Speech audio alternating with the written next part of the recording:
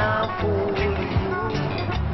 You can't blame the youth of today. You can't fool. I got a flyer about this 2 weeks ago at the rally, and I said, I'm going to do this in Marin.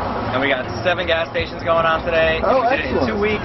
People said, no way you can do that in 2 weeks. And we're doing 7 stations, and we're out here, and it's just great. You know, there's 6 other places, and a lot of students, a lot of old people, a lot of middle-aged people, teachers, everything. So I'm really stoked, and it's happening all over the world. Any words? I don't know, I just think it's great that everybody came out. We're getting great response from everyone in the community, so I think it's good stuff. Excellent, thank you. Yeah. Melissa, do you have anything you want to say about the peace movement? Or about your involvement here in the protest? And just that it's important to be out here. And those people honking should be out here too. Well, at least they're honking. Yeah. Blame the youth of today. You can't fool the youth. You can't blame the youth. You can't fool the youth. All these great men were doing robbing, raping, kidnapping, and killing. So-called great men were doing robbing, raping, kidnapping. Well, it's just kind of showing that skateboarders can have a purpose in life too. Because, you know, they're always seen as just the punks who go out and get drunk and get high and don't think about anything. But that's not who we are. Excellent. We like to hang out and we like to think about our world, have fun in our world, and try to make other people think about the world around them too. Excellent. So they can feel the real world as well. That's what life's about. Live it. No blood for oil, man. No more. There's a peaceful way of doing this thing. Yeah. A peaceful way of living in the world. I think we have to build toward a more sustainable future, one that's not based upon violence, one that's based upon cooperation and negotiation, and one that's based upon not exploiting other countries, other peoples. You know, living as one. So that's what I'm here for. I know some of you are nervous, but this is the time we all need to dig deep and find the courage to stand up for what we believe in. So that one day when we have grandchildren, we can tell them that we stopped the war. That we have the courage to stand up and change the course of history. So if you oppose what our government is doing and plans to do, I ask you to please join me. If you believe that war is not the answer, I ask you to stand up. If you want there to be peace, I ask you to find the courage to join me and stand up and march with us and help us make history. Thank you.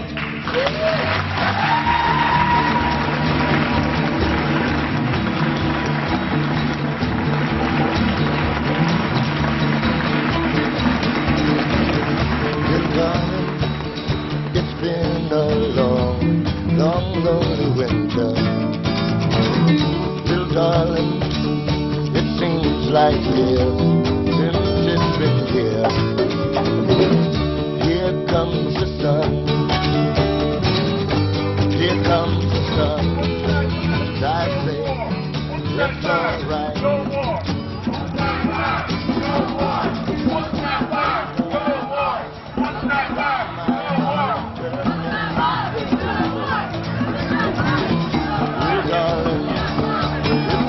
Like years since they've been there. Here comes the sun.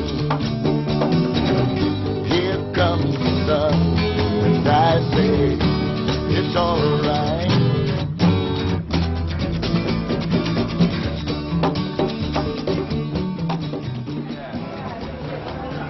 People get spirited about what they've been doing. Excellent.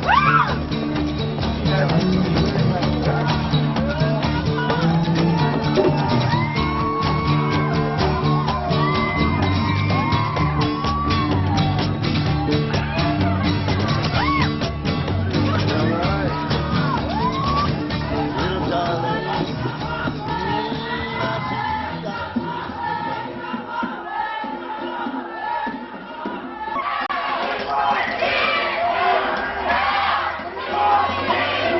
you.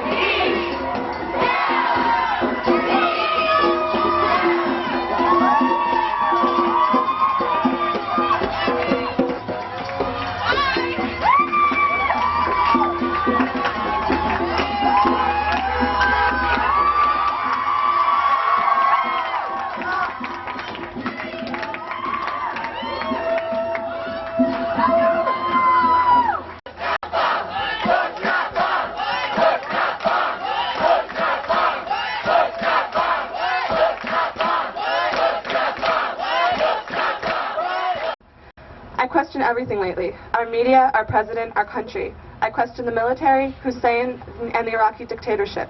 I do not understand how this one man can rule an entire country, not allowing the input or the viewpoints of his people to be heard.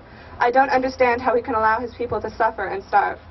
However, I also do not understand how our country can go to war with this nation, be able to properly, which is quite obviously not going to be able to properly defend itself. We would go to war simply to remove one man. We would go to war illegally.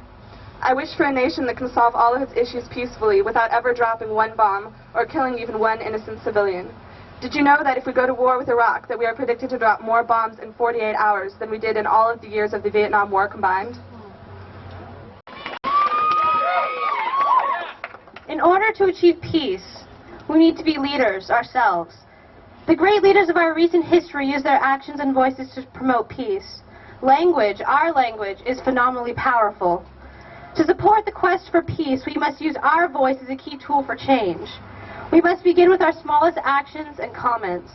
Our language articulates, conveys, and establishes the realities we seek to bring forth and live within. As one of our great leaders, Dr. Martin Luther King Jr. said when accepting his Nobel Prize for Peace, this award brings with it a demand for deepening one's commitment of nonviolence as a philosophy of life, and reminds us that we have only begun to explore the powerful, spiritual, and moral resources which are possible through this way of life. We are also challenged to face the international implications of nonviolence, for we know that there can be no justice in our society unless there is peace in the world. What up, y'all? On my way over here, a guy stopped me and he said, support our soldiers, asshole. And I was thinking about that, and I think that us here are supporting those soldiers more than he could by yelling war any day of the week. And I think that we also need to look at spending money, perhaps some of that $200 billion, on alternative energy sources, on electric cars,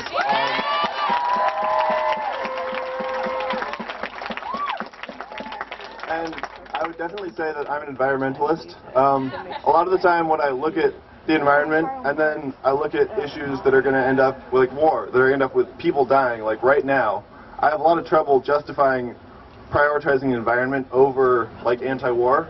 But I think that in this case it actually is really important to look at other sources of energy and just on making our economy less dependent on oil, because I think that that is really what this war is about. So if we can convince the administration and the government to stop listening to the oil corporations and to start working for the people and developing other fuels that are not going to run out and that we aren't going to have to invade countries to get, I think that that is really important. In addition to...